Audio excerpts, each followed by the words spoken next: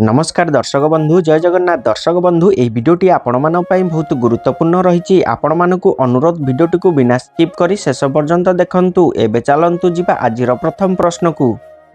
प्रश्न पानी कम पीवा द्वारा केउ मारात्मक रोग होता है। आपण मान प्रतिटी प्रश्न रे चारिटी ऑप्शन रही। जदि आंसर आपण माने जानिथिबे 5 सेकेंड टाइम भीतर कमेंट बॉक्स माध्यम रे कमेंट करी जणैबे। ऑप्शन ए किडनी रोग, ऑप्शन बी मस्तिष्क रोग, ऑप्शन सी आखि रोग, ऑप्शन डी एही समस्त। एही प्रश्नर समयटी एबे आरंभ हेउची।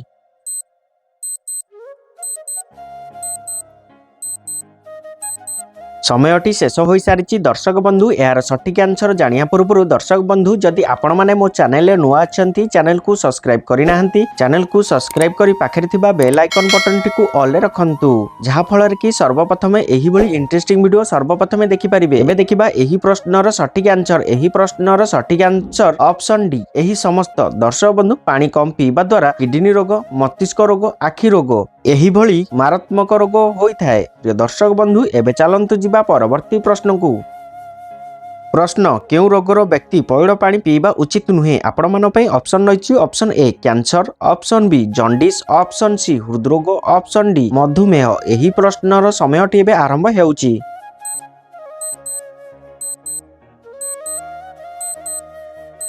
समयटी शेष हो सारी। दर्शक बंधु एबे देखिबा एही प्रश्नर सठिक आंसर। एही प्रश्नर सठिक आंसर ऑप्शन सी हृदरोग। दर्शक बंधु हृदरोगर व्यक्ति माने पइड पानी पीवा उचित नुहे। प्रिय दर्शक बंधु एबे चलंतु जिबा परवर्ती प्रश्न को।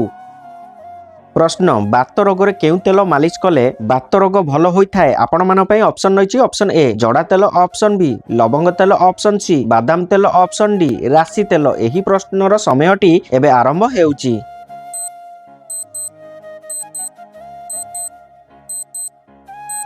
समयटी शेष हो सारी। दर्शक बंधु एबे देखिबा एही प्रश्नर सठिक आंसर। एही प्रश्नर सठिक आंसर ऑप्शन ए जड़ा तेल। दर्शक बंधु बात रोग रे जड़ा तेल मालिश कले बात रोग भल होइथाय। प्रिय दर्शक बंधु एबे चलंतु जिबा परवर्ती प्रश्न को। प्रश्न केउ पत्रर जूस पीले मनीष सबु बेले सुस्थ रही थाए। आपण मान पई ऑप्शन रही। ऑप्शन ए निंब पत्र, ऑप्शन बी तुलसी पत्र, ऑप्शन सी तेंतुली पत्र, ऑप्शन डी घी कुआरी पत्र। एही प्रश्नर समयटी एबे आरंभ हेउची।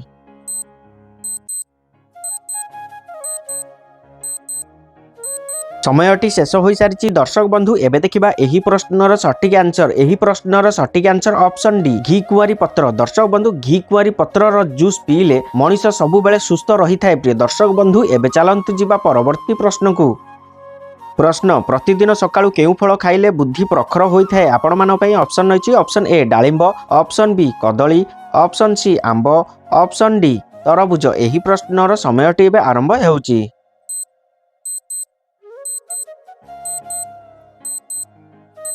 समयटी शेष हो सारी। दर्शक बंधु एबे देखिबा एही प्रश्नर सठिक आंसर। एही प्रश्नर सठिक आंसर ऑप्शन बी कदली। दर्शक बंधु प्रतिदिन सकाळु कदली फल खाइले बुद्धि प्रखर होइथाय। प्रिय दर्शक बंधु एबे चलंतु जिबा परवर्ती प्रश्न को।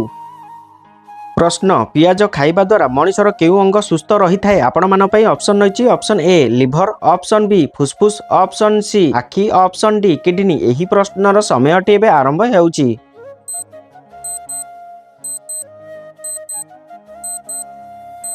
समयटी शेष हो सारी। दर्शक बंधु एबे देखिबा एही प्रश्नर सठिक आंसर। एही प्रश्नर सठिक आंसर ऑप्शन डी किडनी। दर्शक बंधु पियाज खाइबा द्वारा मनीषर किडनी अंग सुस्थ रही थाए। प्रिय दर्शक बंधु एबे चलंतु जिबा परवर्ती प्रश्न को।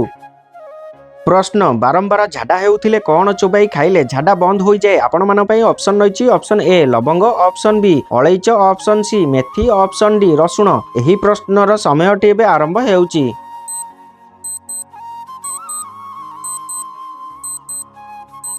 समयटी शेष हो सारी। दर्शक बंधु एबे देखिबा एही प्रश्नर सठिक आंसर। एही प्रश्नर सठिक आंसर ऑप्शन सी मेथी। दर्शक बंधु बारंबार झाडा हेउथिले मेथी चोबाई खाइले झाडा बंद हो जाए। प्रिय दर्शक बंधु एबे चलंतु जिबा परवर्ती प्रश्न को। प्रश्न क्षीर सहित कौन मिसाई खाइले जर किंबा थंडा होई न थाए। आपण मान पई ऑप्शन रही। ऑप्शन ए जीरा गुंड, ऑप्शन बी हळदी गुंड, ऑप्शन सी धनिया गुंड, ऑप्शन डी लवंग गुंड। एही प्रश्नर समयटी एबे आरंभ हेउची।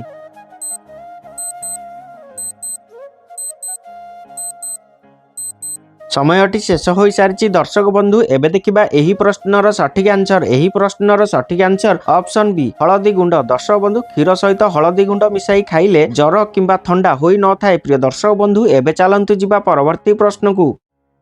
ପ୍ରଶ୍ନ, ମୁଣ୍ଡରେ କ'ଣ ଲଗାଇଲେ ଧଳା ଚୁଟି କିଛି ଦିନ ମଧ୍ୟରେ କଳା ହୋଇଯିବ? ଆପଣମାନଙ୍କ ପାଇଁ ଅପସନ୍ ରହିଛି ଅପସନ୍ ଏ ଭୃଷଙ୍ଗ ପତ୍ର, ଅପସନ୍ ବି ନଡ଼ିଆ ତେଲ, ଅପସନ୍ ସି ଅଦା ପେଷ୍ଟ, ଅପସନ୍ ଡି ପିଆଜ ପେଷ୍ଟ। ଏହି ପ୍ରଶ୍ନର ସମୟଟି ଏବେ ଆରମ୍ଭ ହେଉଛି।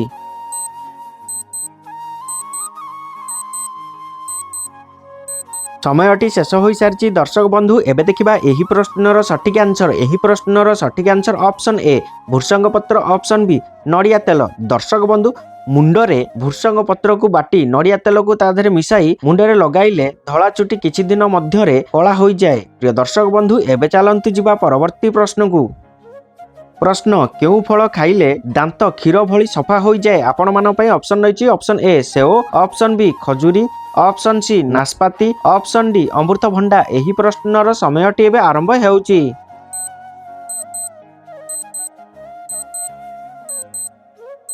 ସମୟଟି ଶେଷ ହୋଇସାରିଛି ଦର୍ଶକ ବନ୍ଧୁ। ଏବେ ଦେଖିବା ଏହି ପ୍ରଶ୍ନର ସଠିକ୍ ଆନ୍ସର। ଏହି ପ୍ରଶ୍ନର ସଠିକ୍ ଆନ୍ସର ଅପସନ୍ ଡି ଅମୃତଭଣ୍ଡା। ଦର୍ଶକ ବନ୍ଧୁ, ଅମୃତଭଣ୍ଡା ଫଳ ଖାଇଲେ ଦାନ୍ତ କ୍ଷୀର ଭଳି ସଫା ହୋଇଯାଏ। ପ୍ରିୟ ଦର୍ଶକ ବନ୍ଧୁ, ଏବେ ଚାଲନ୍ତୁ ଯିବା ପରବର୍ତ୍ତୀ ପ୍ରଶ୍ନକୁ। ପ୍ରଶ୍ନ, ଜିରା ଗୁଣ୍ଡ ସହିତ କ'ଣ ମିଶାଇ ସେବନ କଲେ ହଜମ ଶକ୍ତି 2 ଗୁଣା ବଢ଼ିଥାଏ? ଆପଣମାନଙ୍କ ପାଇଁ ଅପସନ୍ ରହିଛି ଅପସନ୍ ଏ ଚିନି, ଅପସନ୍ ବି ମିଶ୍ରି, ଅପସନ୍ ସି ଲୁଣ, ଅପସନ୍ ଡି ଗୁଡ଼। ଏହି ପ୍ରଶ୍ନର ସମୟଟି ଏବେ ଆରମ୍ଭ ହେଉଛି।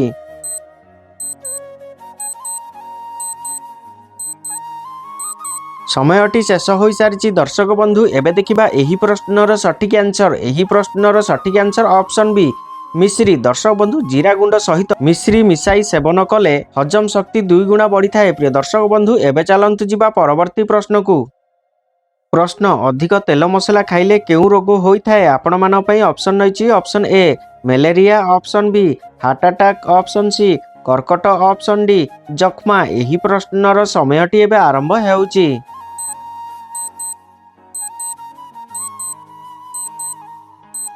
ସମୟଟି ଶେଷ ହୋଇସାରିଛି ଦର୍ଶକ ବନ୍ଧୁ। ଏବେ ଦେଖିବା ଏହି ପ୍ରଶ୍ନର ସଠିକ୍ ଆନ୍ସର। ଏହି ପ୍ରଶ୍ନର ସଠିକ୍ answer option B heart attack. ଦର୍ଶକ ବନ୍ଧୁ, ଅଧିକ ତେଲ ମସଲା ଖାଇଲେ ହାର୍ଟ ଆଟାକ୍ ରୋଗ ହୋଇଥାଏ। ପ୍ରିୟ ଦର୍ଶକ ବନ୍ଧୁ, ଏବେ ଚାଲନ୍ତୁ ଯିବା ପରବର୍ତ୍ତୀ ପ୍ରଶ୍ନକୁ।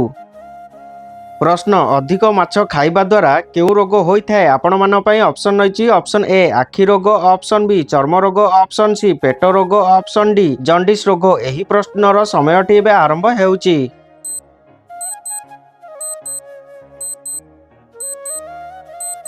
ସମୟଟି ଶେଷ ହୋଇସାରିଛି ଦର୍ଶକ ବନ୍ଧୁ। ଏବେ ଦେଖିବା ଏହି ପ୍ରଶ୍ନର ସଠିକ୍ ଆନ୍ସର। ଏହି ପ୍ରଶ୍ନର ସଠିକ୍ ଆନ୍ସର ଅପସନ୍ ବି ଚର୍ମ ରୋଗ। ଦର୍ଶକ ବନ୍ଧୁ, ଅଧିକ ମାଛ ଖାଇବା ଦ୍ୱାରା ଚର୍ମ ରୋଗ ହୋଇଥାଏ। ପ୍ରିୟ ଦର୍ଶକ ବନ୍ଧୁ, ଏବେ ଚାଲନ୍ତୁ ଯିବା ପରବର୍ତ୍ତୀ ପ୍ରଶ୍ନକୁ। ପ୍ରଶ୍ନ, କ'ଣ ଖାଇଲେ ପେଟ ଗ୍ୟାସ୍ ସମସ୍ୟା ମୂଳରୁ ଶେଷ ହୋଇଯାଏ? ଆପଣମାନଙ୍କ ପାଇଁ ଅପସନ୍ ରହିଛି ଅପସନ୍ ଏ ମହୁ, ଅପସନ୍ ବି ବେଲପତ୍ର, ଅପସନ୍ ସି ତୁଳସୀ ପତ୍ର, ଅପସନ୍ ଡି ଗୋଲମରିଚ। ଏହି ପ୍ରଶ୍ନର ସମୟଟି ଏବେ ଆରମ୍ଭ ହେଉଛି।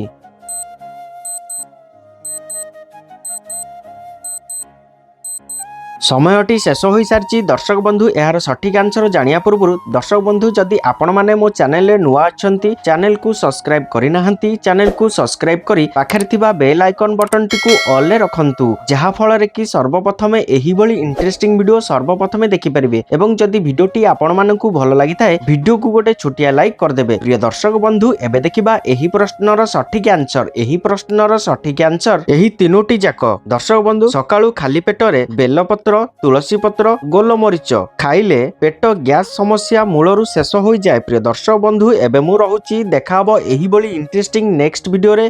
ଜୟ ଜଗନ୍ନାଥ।